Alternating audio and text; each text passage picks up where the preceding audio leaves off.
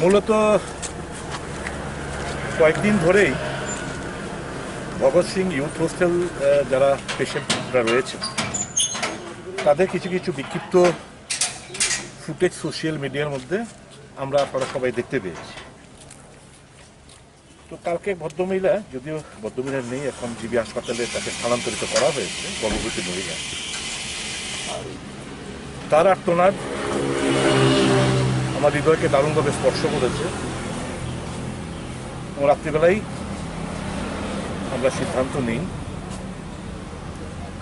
যে আবাসিকদের যারা patient COVID-19 positive রয়েছে তাদের মধ্যে কিছু ফল এবং ড্রাই ফ্রুট আমরা বিলি বন্টন করবো। জেনে নিয়েছি যে 280 জন পেশেন্ট এখানে ভর্তি রয়েছে, প্লাস পেশেন্টের সাথে কিছু কিছু যারা এজেড কিংবা যাদের ছোট ছোট বাচ্চা রয়েছে তাদের সঙ্গে একজন অ্যাটেন্ডেন্ট ওখানে রাখা হয়েছে। তো আমরা 303টা প্যাকেট ফল, আপেল, কলা, মুসম্বি, নাশপাতি, বেদানা, কাজু বাদাম, কাঠবাদাম, এই সমস্ত কিছু জিনিস এই কোভিড-19 পেশেন্টদের মধ্যে বিলি বন্টন করার জন্যই আজকে এখানে আসা। কারণ এটা দুর্ভাগ্যবশত হোক, সৌভাগ্যবশত হোক, এটা আমার বিধানসভা এলাকার অন্তর্ভুক্তি, মানে আমার অন্তর্গত। আমি ভাবলাম আমাদের এখানে পেশেন্ট পার্টি, তাদের জন্য একটু কিছু করি, পেশেন্ট পার্টি না, পেশেন্টের জন্য কিছু করি, সেই ভাবনা থেকে এবং গতকালের এই ভদ্রমহিলার যে আর্তনাদ সেটা থেকে সিদ্ধান্ত নেই যে আমরা কিছু। তো এখানে এসে কিছুটা দেখার সুযোগ হয়েছে। তো এটা আমি এখানে ক্যামেরার মধ্যে বলতে চাই না। আমি কাল থেকেই এই ফুটেজগুলো দেখার পর থেকে স্বাস্থ্য আধিকারিক যারা রয়েছেন তাদের সঙ্গে কথাবার্তা হয়েছে যে এরকমটা যদি হয়ে থাকে তাহলে তো প্রচণ্ড সাফোকেটিং একটা চিত্র ওখানে। আপনারা দয়া করে একটা জিনিস জানতে চাইবো আপনার কাছ থেকে, বিশেষ করে আমি শেষ করে নিই, তারপরে 100 বার প্রশ্ন করবেন। তো এখানে তাই হয়ে থাকে, একটু দয়া করে পরিষ্কার পরিচ্ছন্নতার উপর আপনারা দয়া করে একটু জোর দেবেন। আমি ডাইরেক্টর হেলথ সার্ভিস থেকে শুরু করে MS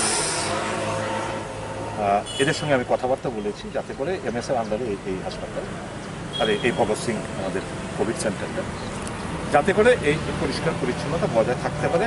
পেশেন্ট পার্টি যাতে পরিবার পরিজন থেকে দূরে এসে তারা যেন ফিল অ্যাট হোম একটা ভাবনা তাদের মধ্যে থাকে, এই কারণেই আমার এখানে আসা।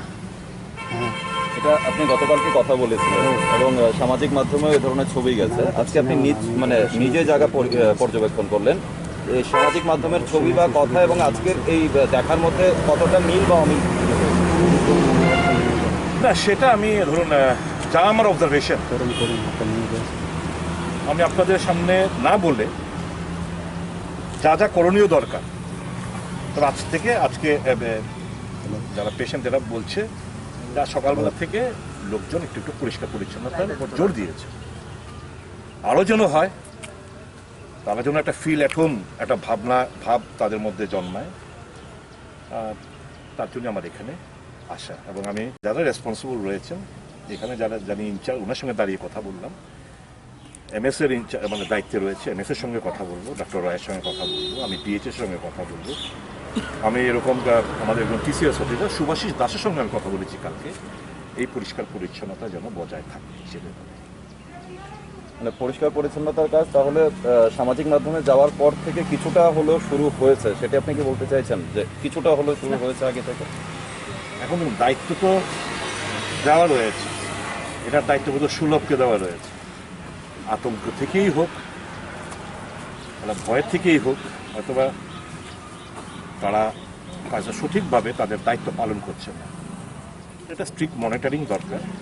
আমি বলে এসেছি এবং আজকে গিয়েও বলবো যে তোমরা দায়িত্ব বন্টন করলেই চলবে না, এই দায়িত্বটা যেন তারা সঠিকভাবে পালন করে, সেই মনিটরিংয়ের ব্যবস্থা যেন তারা তৈরি করে, সেটাই বলবো। অনুরোধ भगत सिंह में इंसिडेंट हुआ जिसमें अगरतला के जो MLA है उन्होंने जहाँ पे कोविड केयर सेंटर तो उसका डिटेल सीसीटीवी फुटेज हमने देखा था और इसमें पता चलता है कि उनका काफ़ी टाइम के लिए वहाँ पे प्रेजेंस था। आज डायरेक्टर हेल्थ सर्विसेज और मेडिकल सुपरिटेंडेंट जिसका उन्होंने जिक्र किया है कि उनके नॉलेज में था और परमिशन मिलना एक अलग चीज़ है। सबसे इम्पोर्टेंट है कि ये रिस्ट्रिक्टेड जोन है जिसके अंदर सिर्फ पेशेंट्स, डॉक्टर्स, हेल्थ स्टाफ और इंचार्ज सिर्फ उन्हीं को परमिशन होता है। अभी इसके अंदर उन्होंने एंट्री करने के लिए किससे परमिशन लिया होगा वो डॉक्यूमेंट उनको देना चाहिए कि किस आधार पे वो लोग बोल रहे हैं कि हमने परमिशन लेके एंट्री किया है। दूसरा चीज़ कि कोविड केयर सेंटर में जो भी डॉक्टर्स, नर्सेज, सैनिटेशन वर्कर काम करते हैं वहाँ पे वायरस का एक्सपोजर ज़्यादा होने के कारण इन्फेक्शन होने के चांसेस बहुत ज़्यादा है।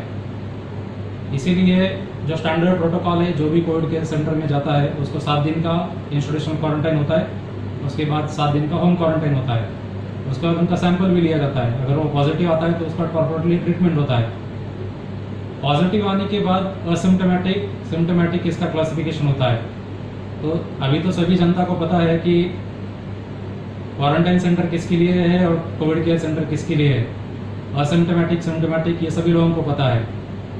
हमने तो उनके बेटरमेंट में के बारे में इसके हमने ऑर्डर में मेंशन किया था कि for the safety of yours as well as community at large you are directed to follow the institutional quarantine which is being practised in case of doctors. इसमें जो भी सस्पेक्ट वाला कैटेगरी है epidemic disease act के जो criteria है इसमें DM can issue the orders, इसलिए हमने इसके बारे में ऑर्डर इशू किया है। इसका ऑब्जेक्टिव है कि उनको अगर इन्फेक्शन होता है क्योंकि उनका 1 घंटे से ज़्यादा उसके अंदर प्रेजेंस है, क्योंकि पीपीई किट भी अगर पहना है वो तो पीपीई किट पहनने के बाद अगर उसको प्रॉपरली उसको उतरा नहीं गया है, मैक्सिमम जो इन्फेक्शन ऑकर होता है पीपीई किट पहनने के बाद भी अगर पीपीई किट प्रॉपरली उसको उतारा नहीं गया है तो उसके अंदर इन्फेक्शन होने का चांसेस बहुत ज़्यादा है। अभी ये तो कोई डॉक्टर नहीं है, एक्सपर्ट नहीं है, इसलिए एमएलए साहब यहाँ पर जो चले गए इसलिए हमने उनको इस केस में एडवाइस किया कि आप क्वारंटाइन फॉलो कीजिए। आरएसटीआई में कोई भी पॉजिटिव केस नहीं है। यहाँ पे आरएसटीआई में जो डिस्चार्ज वाले नेगेटिव केसेस है 6 नेगेटिव केसेस और बांग्लादेश से आए कुछ क्वारंटाइन केसेस उनको हमने वहाँ पे रखा है। तो जो भी अभी हमारे क्वारंटाइन सेंटर सारे फुल हुए इसलिए हमने आरएसटीआई का नाम मेंशन किया है। अगर उनको आरएसटीआई में नहीं जाना है तो होम क्वारंटाइन फॉलो करें, वो खुद के बेनिफिट के लिए हमने बताया है और सोसाइटी के लार्जर बेनिफिट के बारे में हमने ये ऑर्डर में हमने इशू किया है। इसमें सिम्टोमेटिक, असिम्टोमेटिक और जो मेडिकल डॉक्टर ने सर्टिफाई करने का इशू अभी इमीडिएटली आएगा नहीं। जब तक वो टेस्ट पॉजिटिव होता है या निगेटिव होता है उसके बाद ही ये सारा इशू आ जाएगा। इसलिए खुद के लार्जर इंटरेस्ट में उन्होंने होम क्वारंटाइन फॉलो करना चाहिए। बाकी जो घर वाले मेंबर्स है, आसपास के मेंबर्स है, उनको भी वो सुरक्षित रख सकेंगे, इसलिए उन्होंने होम क्वारंटाइन फॉलो करना चाहिए। উনি ফোন করেছিলেন কিন্তু ওনাকে পারমিশন দেওয়া হয়নি, কারণ ঢুকতে গেলে হায়ার অথরিটি পারমিশন দেয়, কিন্তু আমার পারমিশন দেওয়াটা আমার এখতিয়ারে নেই, পারমিশন দেওয়ার প্রশ্ন না। উনি যে ঢুকেছেন সেটা উপরে মহলে জানিয়ে দেওয়া হয়েছে, ওনাকে ঢুকতে মানা করা হয়েছে। হ্যাঁ, তো এখন আমরা সেটা জানিয়ে অফিসিয়ালি জানিয়ে দেবো। তো আজকে জানিয়ে দিয়েছি, এখন গভর্নমেন্টের এখতিয়ার কী করবে সেটা তো আমি বলতে পারবো, কারণ সেটা পারমিশন দেওয়াটা আমার এখতিয়ারে না। আর এরপরে সরকার কী করবে, গভর্নমেন্ট কী করবেন, যা সম্পূর্ণ যা ঘটনাটা ঘটেছে সেটা আমরা জানিয়ে দিয়েছি। হ্যাঁ, আমরা ওনাকে ঢুকতে দেওয়ার জন্য ওনাকে না করা হয়েছে, ওনাকে যেন ঢুকতে দেওয়া না হয় সেজন্য না করা হয়েছে।